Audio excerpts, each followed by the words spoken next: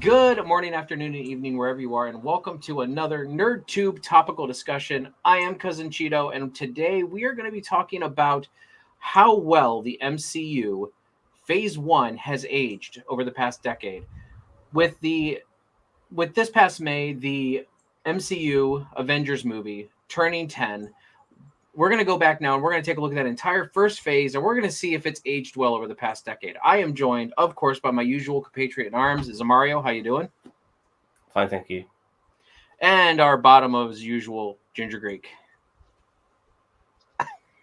So, with that all being said, let's jump right into it. What we're going to do is we're just going to talk about the Phase One movies, which there are 6 in total. And these are in release order, not in chronological, because obviously Captain Marvel would be in there. But we're not talking about Captain Marvel because that is not 10 years old. So, let's start talking about the movie Iron Man, the one that started it all, the one that Tony Stark rode out in the middle of that desert, got blasted by his own torpedo. I know it's not a torpedo, it's a missile, but whatever. And started this whole thing. I'll start off with this one. I'm not a huge fan of this movie. Not saying it's terrible, but I've never been a fan of the Iron Man movies as much. I think this was a great launching point for the MCU, but I'm so very glad that movies have just gotten better and better and better since Iron Man. Um, I don't know. I mean, I'm not a big fan of Iron Man in general. Even in the comic books, he's always been a B or C list hero to me. And I honestly, when I first saw the trailer for Iron Man, I said, "Man, they're really scraping the bottom of the barrel with these comic book movies." Glad I was wrong. That it was much better than what some of the X-Men and Spider-Man movies had been giving us in the recent years. But it still was what it was. So I'll kick it on over to Zam. Zam, what are your thoughts on the and how the original Iron Man has aged? Yeah, the film is still relatively enjoyable to watch, but when you see where the MCU is now, and then you look back at Iron Man, you think, "Holy shit! How did this film, start this particular gravy train that made us into all this craziness that we have right now, which almost doesn't feel remotely related to any of the stuff in the first movie, not at all." Um, One of the things I found fascinating was Tony Stark himself, because he was kind of an asshole, at the beginning of the movie, and then obviously he learns to be a better person by spending time in a cave, realizing the errors of his ways and stuff like that. But I sometimes, would want to spend more time with the person who was the arsehole, and then maybe see a change, maybe in a film or two down the line. Obviously that's not possible because we need to have him being a hero and saving people and shit like that. But I do find, what he once was sometimes to be way more interesting than what he's become. Nevertheless, excellent movie. It did start this ball rolling. Robert Downey Jr. is a world class actor, and this is just this sort of role is a walk in the park for him. You have also Jeff Bridges, who's a phenomenal actor as well. The Lebowski himself, Pepper Potts, played by Gwyneth Paltrow, and Terrence Howard is one and done. Yeah, this film was great to watch, and I love the way that he revealed who he was at the end of the movie. I couldn't wait for a sequel. Fantastic stuff. Uh, Ginge? yeah, I still love it. Still love the film. I think it's such a fantastic origins. It just took its time to kind of build it up when he's discovering and working out all the little kinks. It's a beautiful introduction to a character. I'm with you on the Avengers. Like I didn't get into them until we got to Disassembled. Well, that's really what kind of brought them into the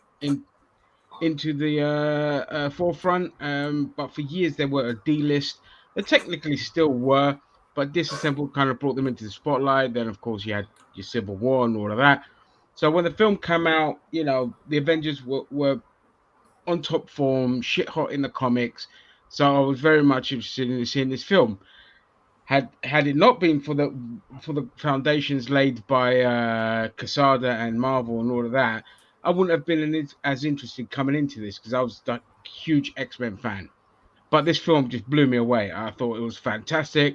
They got rid of the cheese and the stupid elements. They kept it more grounded, realistic, and that it is let down by just a daft villain fight at the end.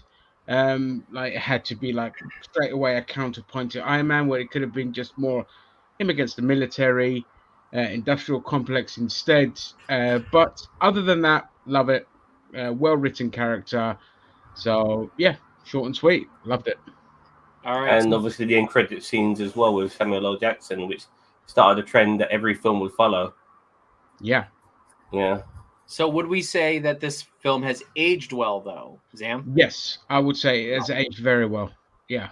Yeah, for sure. Like I can come back and watch this film and like the suit up scene is still of all the suit up scenes in every other film where Iron Man is in. The first one is still is the best. You know, Yeah. it's just fucking fantastic. I love this film. It's great. Okay. The second one we're going to talk about is The Incredible Hulk, which was technically a Universal film, so it's not a Paramount, which Paramount owned the rights to the Avengers back then, movie rights, but still was technically a part of the MCU because they acknowledge it in the MCU proper. Edward Norton played the main lead as Bruce Banner, and you also had General Ross, which William Hurt. I almost forgot the name. William Hurt, great actor. I love William Hurt, and I like Edward Norton as well. So Zam, I'll start with you. What are your thoughts on this film? So regarding this particular film, I really liked it because it was a much better take than what we got with the Eric Bana movie, which took itself way too seriously. This was like basically like the Hulk version of The Fugitive, so to speak. He was like one step ahead of the people trying to catch up with him. This was also like I wanted the birth of of Thunderbolt Ross, but it was good to see this character who became a reoccurring character later on in the films start off here as well. I also most memorably for me was the end credit scene where you see Tony Stark trying to get Thunderbolt Ross on board and with this Avengers initiative and stuff like that. It was great. I thoroughly enjoyed it, and also Tim Roth, yes, exactly, who will be seeing in the She-Hulk show shortly. So great. I mean, all of this stuff coming back, all coming back again. I love it. I mean, knowing what we once had, like over 10 years ago, now coming back again in a new show. This is great. Unfortunately, Edward Norton didn't stay on because he's a fucking idiot. But Mark Ruffalo has taken the reins since. But this regarding Edward Norton was still a good film. I thoroughly enjoyed it, like the end fight scene as well. Yeah, all right, not bad. Ginger? Didn't like this film at all. I did like Abomination. I did like Tim Roth's character. Obviously, General Ross as well was really, really good. But overall, I just hated this film. It tried to do a throwback to the 80s, Bill Bixby Hulk, and it just didn't grab me. I just found most of it stupid, boring. You could tell Edward Norton interfered a lot in this film because it was very much like it just had a lot of Nortonisms, which I can't explain now. But if you grew up watching his films in the 2000s, you know what I mean. It was very much that. So I, I really, really, really did not like this film. And I'll be honest with you, the Ang Lee's Hulk has a special place in my heart. There's something about it I just absolutely love. I didn't like Eric Bana as Bruce Banner. I love Mark Ruffalo as Bruce Banner. I think that's perfect casting. But something about that film, it just, I just loved it. It was a wild ride. But this one I didn't like. I tend to more lean towards Zam. I think this film definitely was for me was a breath of fresh air when it came to the Hulk. I did not like the Ang Lee version of the Hulk, unfortunately, or Eric Bana's rendition of the Hulk. Unfortunately, I do agree with Ginger that there were Nortonisms all over this. I think it is hard to explain, but I think I know what you mean when you say Nortonisms. Like it's hard to explain, but I understand what you mean when you say that. I do like the whole fugitive aspect of it, and I was really upset when Edward Norton did not return for the Avengers to do Bruce Banner because I thought that was great casting. I just thought that there was a lot of interference by Edward Norton trying to put his own spin on the Hulk on that, and so it was probably for the better that they recast it, and it was. I mean, Mark Ruffalo, although I wasn't on board initially, and even in the Avengers, I really wasn't a fan of him as the Hulk. I still feel like in the long run, it was much better. Getting towards more of Age of Ultron and and beyond, I felt like the Hulk, Mark Ruffalo's Hulk, really grew on me. But going back to this film, I love the Abomination. I love the fact that they took a proper supervillain, and I know the Absorbing Man was in Ang Lee's, but it just didn't work for me. But the Abomination in this movie really worked for me. It was a knockdown, drag out fight between two Hulk level villains. As a matter of fact, I think they didn't go far enough in some aspects, but I understand why they didn't. Yeah, they didn't go far enough. But I really feel like all the other actors, William Hurt, Liv Tyler, Tim Roth, they all really brought it, and they brought a sense of rejuvenation to the Hulk that I felt like we needed. And I'm glad that we kept all of them. Liv Tyler has not returned, but Tim Roth and William Hurt have obviously returned. Great all around. I'm going to start. I'm going to say that this movie aged better for me than it did when it first came out. Zam? Yeah, this one was okay. I mean, it's just the same. I wouldn't say it's necessarily aged better, but it hasn't got worse. It's just the same sort of film, really. That's how I look at it. I haven't watched it since it's come out, so I can't tell you if it's aged well or not. Okay. Well, next on the list would be Iron Man 2. And Ginger, we're going to start with you with this one. Loved Iron Man 2. I don't know that it gets a lot of heat for some reason, but I respect what they were trying to do. I know Favreau was really frustrated with this film because he felt like it was being overtaken by people who wanted to get towards the Avengers. But from a studio perspective, it made sense to start bringing in other characters that we're going to get. So you had more Samuel Jackson. You had more, obviously, we had the introduction of Scarlett Johansson as Widow with one of the worst hairstyles ever made in the MCU. It was just impractical. It never made any sense. And it still bugs me to this day, that hairstyle. But we also had a little bit of the dulling of the Playboy of Tony Stark, getting more and more with like Pepper Potts, which it's not really like the Tony Stark you kind of know in the comic books, but I suppose it was never really like massively interesting to care enough, except for the was it Devil in a Bottle kind of storyline, which was really good. Yeah, I like this film. I loved Mickey Rourke as Whiplash, I believe the villain was, and who's coming back in Armor Wars as well.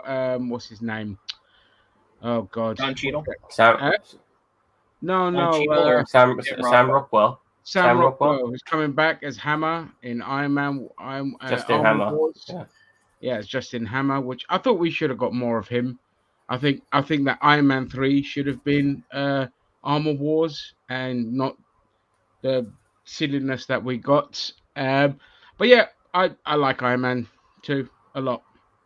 All right, I'll go next. I agree with Ginger. It's very few and far between, but I really did like Iron Man 2 when it first came out. And it smells of studio interference, but at the same time, as Ginger said, it was pretty much necessary in order to lay the groundwork for the Avengers. And I understand Favreau. I understand any director being frustrated with studio interference, but I mean, there's studio interference that the MCU does, which normally works out pretty well, and they work with the directors. And then there's like Star Wars and X-Men studio interference, which is like dog shit. Dog shit. I enjoyed this movie just because it was a very big expansion. I was not a fan of Pepper Potts and Iron Man getting together. Yeah. I thought that it was good to see Iron Man kind of go back to his Playboy roots, because we're all humans. We all, revert to our default. Let's be real. Yeah. So I thought it was kind of stupid that all of a sudden he became smitten with Pepper. I understand him. I just felt like that relationship just did not need to happen, because they already have this really close professional relationship. And even if maybe he was pining for her, I don't feel like she should have reciprocated. You know what I mean? Like I totally agree. 100% agree. Yeah. I really enjoyed this movie. I did enjoy the bits with Samuel L. Jackson. It did expand into the, and I agree with you. Scarlett Johansson's hair in this movie was kind of abysmal, but I have to admit I wasn't looking at her hair very much. So, that's all I could fucking look at. I'm joking, obviously. But yeah, I mean, echoing a lot of what Ginger said. Mickey Rourke's Whiplash was okay. I'm not a fan of Mickey Rourke, but Fair Whip, enough. yeah, like I didn't care. I didn't care for Mickey, but again, this movie did fall into the, this movie did fall into the category of, oh no, here comes another person with a suit of armor that's going to fight Iron Man, and it was different enough, but at the same time, it was kind of like, what are you going to have the guy do? Walk around and just use a whip against Iron Man and War Machine. Speaking of which, War Machine, I marked the fuck out for War Machine in this movie because I love War Machine. I think War That was Machine great seeing that. Yeah. yeah, that right there, and the next movie again, an Iron Man 3 thing is it gutted me when they did the Iron Patriot bit in Iron Man 3. I know why it serviced the plot, but that plot was garbage anyway. But yeah, War Machine, amazing. I love seeing him in that one. Zam? I don't like this film as much as you guys do, but I don't despise or hate this movie either. I think there's just a lot going on in this movie, and it kind of took away from maybe some of the more basic elements of the film, which I wanted more of, like Tony Stark having to find himself and create a new element and all of that stuff. It was nice at moments and stuff like that, but it just took away from maybe an additional action scene that could have been serviced in the middle of the film. Because we really only got one at the beginning and kind of one at the end, and nothing really. We had Rhodey versus Tony in the armor. Yeah, that was fun. I mean, to a degree, but it was more of like this emotional sort of journey they're doing. I did like the fact that Don Cheadle was brought in because in hindsight, he's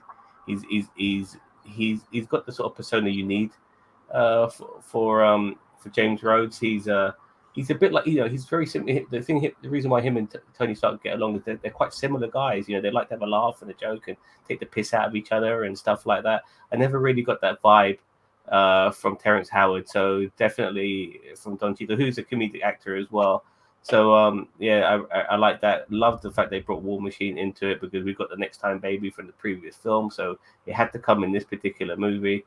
I had no problems with him and Pepper Potts getting it on because it was kind of like they were sowing the seeds in the first film, when they were having their dance and stuff like that. So it was inevitable. Maybe it happened maybe one film too early, but I didn't mind nevertheless. Tony Stark is not a spring chicken, so I had no problem with him settling down a little bit too. You know what I mean? The film was okay. Once again, would I say it's aged well? Yeah, I think it has. But I don't think it's. I mean, it's definitely when you look at the three Iron Man films, it's definitely like first is the best, second is okay, and third is shit, as far as I'm concerned. But yeah, this one's all right, and we've got Mickey Rourke as Whiplash. Yeah, it's okay. Yeah, it's not too bad. Ginger, would you say this one has aged better, worse, or the same for you? It's aged the same. The same, yeah. For me, I'd say it's aged a bit better, just because back then we weren't used to this big universe crossing events and stuff like that. So I wouldn't, as I said, I love the film when it first came out, but I felt like it's aged better since we've gotten this whole universe behind it now. You know what I mean? So, okay. Sorry, can I just also add? Sorry, I did want to mention a couple of things. Yeah, regarding the setup for like the other characters as well, we saw that with Cap's shield. When it was just there to balance that device, or it wasn't actually Cap's shield, but it reminded you of Captain America. I actually didn't like that because I thought it was stupid, and why was it there? Like it made no sense. Like that. It was a waste. Yeah, no doubt. Yeah, it was good to see a bit more of what's his name, Coulson. Coulson, yeah, as well, and obviously the end credit scene we set up for as well. So yeah, and that's where we're heading next to Thor. So I will start with this one. I was okay with this film when it first came out. I really thought they made the right move explaining Asgardians as aliens rather than extra dimensional beings, which I think that is how they'd been explaining them in the comics for years. I don't think they really started the alien bit until the MCU came out. Correct me if I'm wrong, Ginger. I think you might know Thor better than I do. But yeah, I really did. I enjoyed this film. I was not a fan of Natalie Portman. I was a fan of Chris Hemsworth. I'm glad Coulson got more screen time in this movie because I felt like it was the right place for him. Definitely the Hawkeye scene got shoehorned, but I'm kind of glad it's there. But maybe it could have been a less subtle nod in my, I don't know. It's hard to explain with this one. But yeah, and the story of Thor getting banished because he's an arrogant asshole and sent back to sent to Midgard to learn his lesson and yada yada. Anthony Yeah, Hopkins Anthony Hopkins. as Odin was perfect casting in my opinion. And Tom Hiddleston, I mean, what else can you say about him? Perfect Loki. All the Warriors 3 were great. This movie for me fell a little flat, and actually I can't explain to you why. I would say that this movie has aged the same for me. So, Zam, go ahead. No, go to Ginger. Actually, Okay. I just need to do that. Yeah. Go ahead. Yeah, I love the first Thor film a lot. The third act felt a bit shit. I didn't like too much of the Earth element on it. I think, but my only wish was that it was purely set on Asgard, and then at the end, we get like, Thor's hammer falling, but not that he's made unworthy or whatever. It's just that something happens. But I would have loved a like massive epic battle between like the Frost Giants and the Asgardians. But that being said, perfect casting on Helmsworth. Tom Hiddleston absolutely blew it out of the park. Hopkins was amazing. Rene Russo, fantastic. Again, Natalie Portman. Although Natalie Portman's like really a beautiful person, she's a boring actress, and she has difficulty having the only chemistry I've ever felt her have with a male actor is in Leon. Okay, and I don't mean that in a Yeah, sexual yeah. way.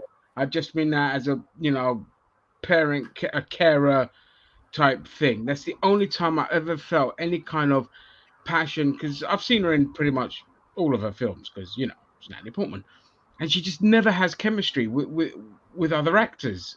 And with this, I just thought it was a bad casting choice to have her in it.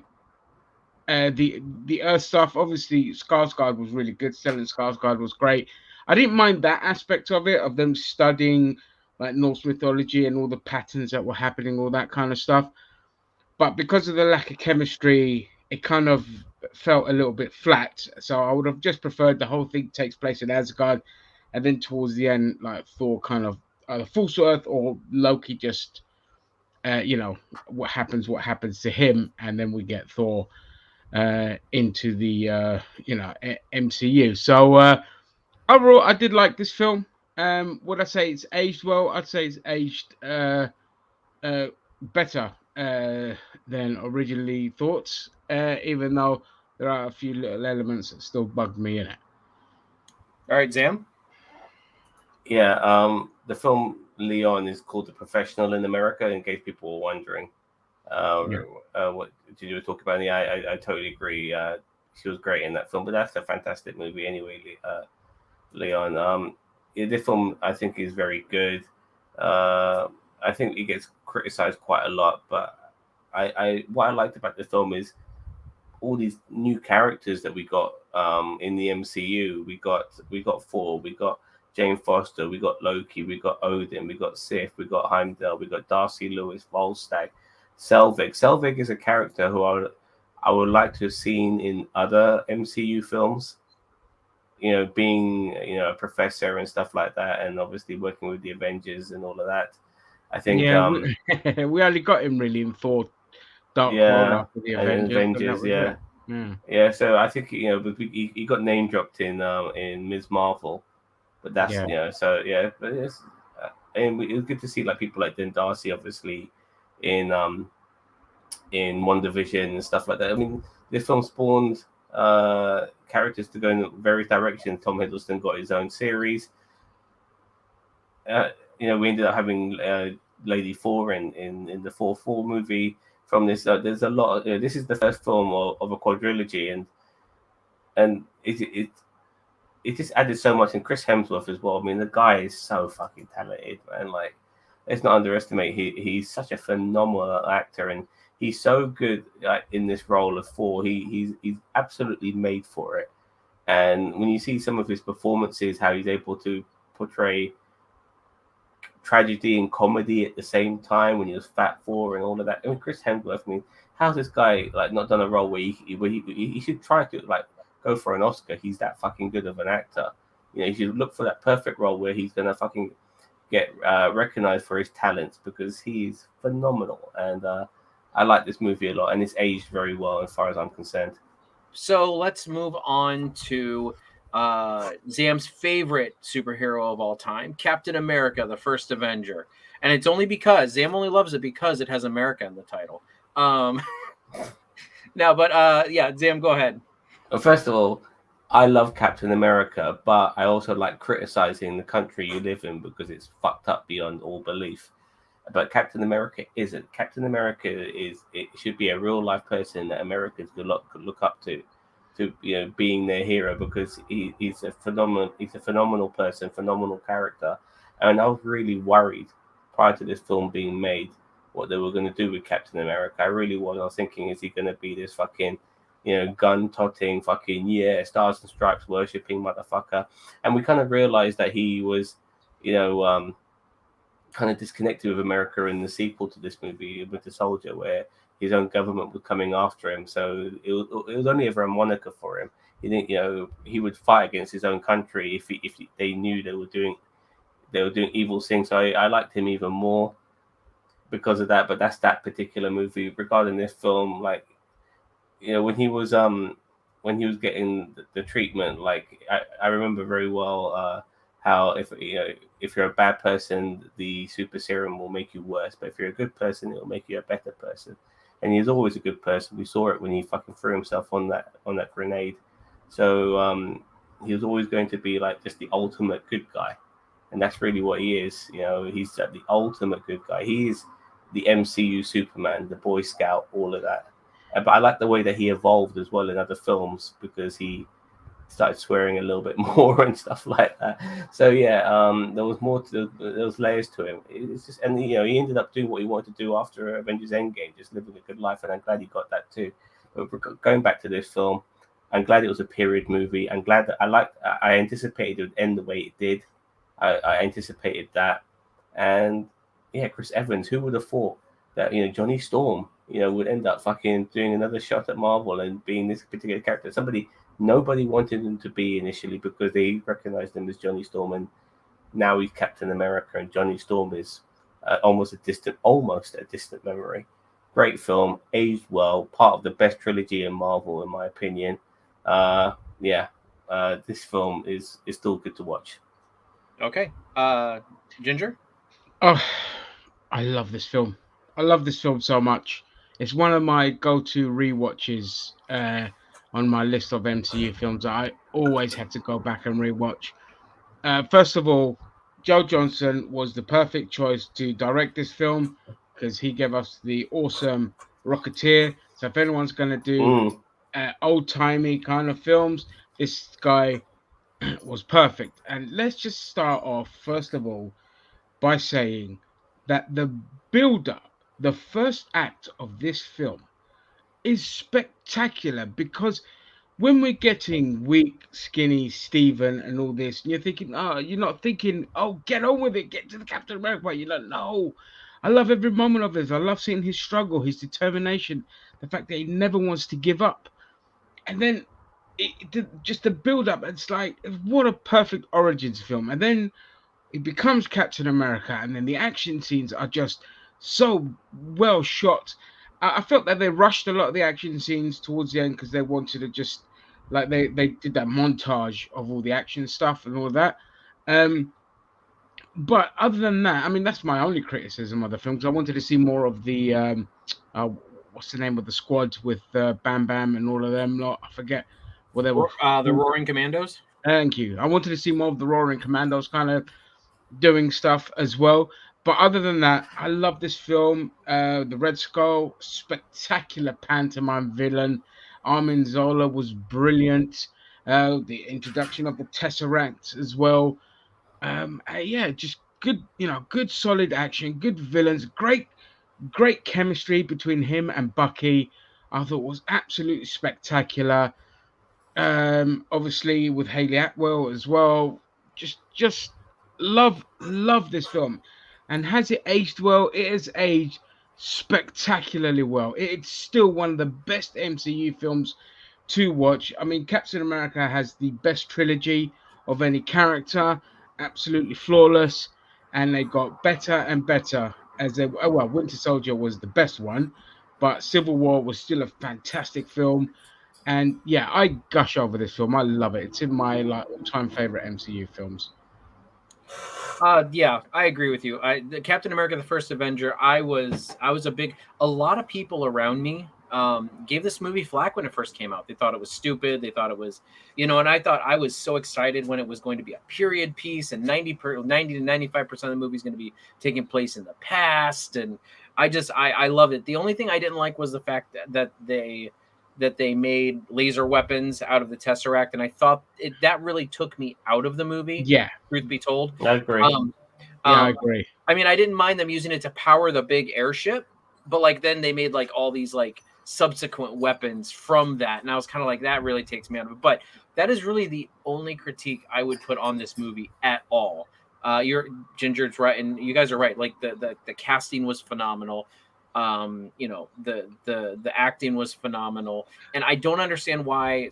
Like a lot of people around me just didn't like this movie. They thought it was the weakest out of the Phase One, and I'm like, I would rank this right up there with, That was the best of the Phase One films. Yeah. And even in hindsight, which we'll get to next, I honestly feel like this could be, for me, the best. But we'll get into because originally my favorite was Avengers, but we'll get into that one here in a minute. But that Tesseract, it really gets around, doesn't it? Like it's probably the most frequently used stone of all the Infinity Stones. Yeah, it's a good plot device. That's right. Yeah. But I mean, and it even showed up eons later in Captain Marvel as That's what I'm saying. as a plot device. It is literally the plot device that just and Loki used it as well. And so yeah. That bit, just to deviate slightly, that bit in Captain Marvel where she shoots the machine and it blows up and it creates her was one of the most beautifully shot scenes in the whole of the MCU. That whole slow motion thing was gorgeous. Also, I want to just add, a lot of people were like, "Why the fuck have they cast Chris Evans in it? This guy can't act. This guy's." I'm like, "Are you kidding me?" Anyone who has the comedic range and timing that he has is perfect to play a more serious character. We see it time and time again. Zam talks about it all the time about comedic actors playing the best kind of more serious roles, and he was built for Captain America. We were just a bit worried because of the hair, but nothing a bit of hair dye. And Johnny Storm, but and perfect for Johnny Storm as well. There's always the two sides of aspects. You get some actors like Jensen Ackles who could do very serious or could do very charismatic characters. That's why he would be good as a Cyclops or as a Gambit. And Chris Evans is the same. Great as Johnny Storm, even better as Captain America. I remember getting to a lot of arguments with people. I'm like, oh, you don't know shit how actors are trained. And then what happens? It comes out and everyone loves him. So yeah. But I would say that this movie has definitely aged even better. As I said, my only real critique to it was the lasers and everything like that. But other than that, and I think to this day with the whole scope of the MCU behind us, I still think that this is one of the strongest Phase One movies. I know Hugo Weaving didn't want to continue after this movie, but Red Skull is like in the top tiers of Marvel villains. And they should have got more use out of Red Skull in some capacity other than being a fucking gatekeeper for the Soul Stone. And the gatekeeper thing was just a fan service. Yeah, really. No, yeah, I know. They had to. But I agree with you. He should have come back. Yeah, I mean, the guy is a top tier villain. Now we get to the big daddy of them all, the Avengers. And I'm going to start with this one. I don't know what order we're on, but I'm going to actually say that this one has not aged as well as it's aged not as well as the other ones. There were a lot of good things going for it, but at the end of the day, I feel like, and I totally appreciate what this movie did. This was the first movie to do something on this scale, and it did it very well. But in the scope of things, within the scope of the whole MCU in the past decade, plus, I really feel like that they could have done better. maybe. I mean, I don't know. What do you guys think? I really feel like they could have done better. There were a lot of good things. Loki, superb villain. He had all of the movie Thor to build up as a villain, so we didn't have to go through that nonsense of building him up as a villain. And I'm glad, because we needed to focus on the Avengers in this, not the villain. And we had and I'm glad they picked Loki, because Tom Hiddleston was such a strong character in Thor. So it just made a lot of sense, and it was good. But I don't feel like this movie has aged as well as a lot of the other movies in Phase One. I don't know. Ginger, let's go to you first. Okay, so people know my utter disdain for Joss Whedon. I can't stand him. It's his writing I can't stand. But as a director, I mean, visually, he's amazing. And I have to disagree with you on Avengers. I think it has aged spectacularly well. I think the scope of it, how they managed to get the build up to it, and how they managed to utilize every single character really, really well was it was a juggling fest that was handled spectacularly well. The plot was straight out of the Ultimates one. It was great. Don't go too crazy. Focus on just getting that team kind of there ready. Keep the action. Keep the villain, established villain, like you said. And I love it. Again, another one that I happily go back and rewatch over and over again. The visuals were phenomenal. The script has not aged as well, like with many Whedon things. They're very much they just don't age well because of the quips and the silly jokes that he puts in. Kind of they don't grow with time. You watch these back and it's just like, oh, okay. But nothing as bad as Age of Ultron. That film was an abortion, that film. But this one, yeah, I love it. I think it's aged phenomenally well. Zam.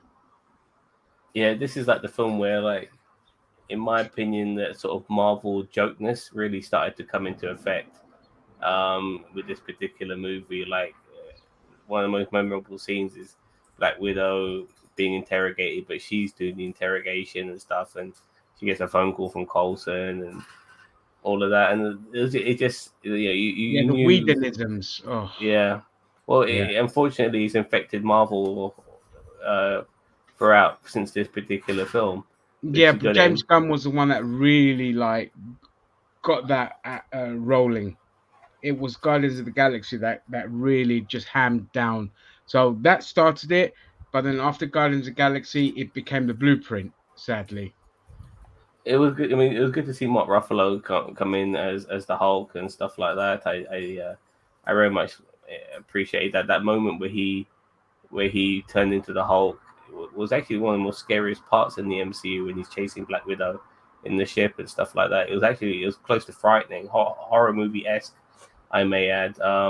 It would have been nice maybe to see War Machine in this, but then again, I don't think maybe the writers thought to themselves maybe they didn't need him to be it's overshadowed. too much. It might have been too much Yeah, for them. exactly. And then just seeing the interactions between all these characters we've seen in individual movies now coming together, and and all of that. That was pretty cool. I think we've got the Point Break reference in this movie as well, and even Hulk and Thor, who have like clashed in comic books and in the Bill Bixby television shows. They had their moment in this. It was fun, and the Avengers Assemble, and this film was made like 10 years or 11 years after 9/11. So every time I see like films and stuff where you see destructions of cities, especially in New York, you would have thought that would like maybe stick with you a little bit with what happened on that particular day. But I was over it by then. I mean, I was just enjoying the spectacular, and it was great. And it was amazing how you can have a film like this where the villain doesn't die at the end as well, which is pretty cool. And it stemmed, like this. Even though this film had a conclusion, you knew it wasn't going to end there with the end credit scene of Thanos and all of that. You knew bigger things was happening. Yeah, this film was great. This was a great assembly, so to speak. And yeah, I very much enjoyed it. I think it's aged very well, and it's yeah. I got no. I can't think of any more words to say how much I enjoyed this. This was great. It still gives me goosebumps thinking about it. So you would say it also has aged well. Yeah, for sure. Okay. I think it aged well. There are moments which I don't think have aged well in the film. I don't think it's aged well throughout. But overall, I think people can watch this and have a good time. Okay. What would you guys say that the MVP of Phase One is? Zam, Iron Man. Ginge? Avengers. I can't lie. I'm gonna go with Captain America: The First Avenger. So, were you guys talking about people or films? I'm Films. talking films. Okay, then yeah. Okay, so we got 3 different films. I was wondering if any of us would have the same. But more or less, I really do feel like overall the Phase One of the MCU has definitely aged pretty well. It would be interesting to have someone go back who's not a big nerd like us and go back and watch them again and see how they feel about them. Like if they haven't watched them in years and years and years, and then they go back and they watch them, and but they have kind of kept up with the films. It would just be very interesting. Maybe I'll work my girlfriend into doing that. Yeah, So, sure. all right. So everybody, thank you very much for joining us. Zam, Ginger, thank you very much for joining me for this discussion. What do you guys think about Phase One and how it's aged since the past decade plus? Since we've been on this MCU train. With that being said, everybody, please leave a like, a comment, and consider subscribing to NerdTube. We are the greatest YouTube channel you kind of maybe sort of heard of. We will catch you in the next one. Catch you later. Adios.